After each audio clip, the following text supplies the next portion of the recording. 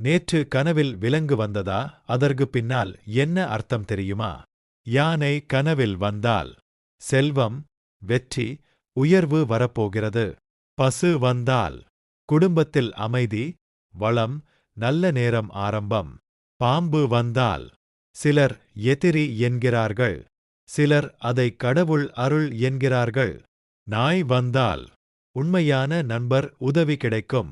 மீன் வந்தால் பணவரவு, நல்ல செய்தி உங்களை தேடி வரும், நல்ல பலன் தரும் கனவுகளை பார்ப்போம்.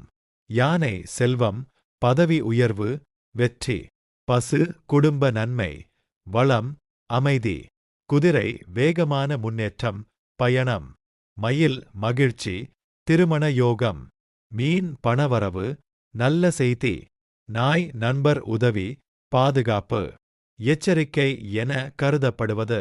பாம்பு மறைந்த பயம், எதிரி. சிலர் இதை ஆன்மீக வளர்ச்சியாகவும் கருதுவர். புலி போட்டி, சவால், அதிகாரம்.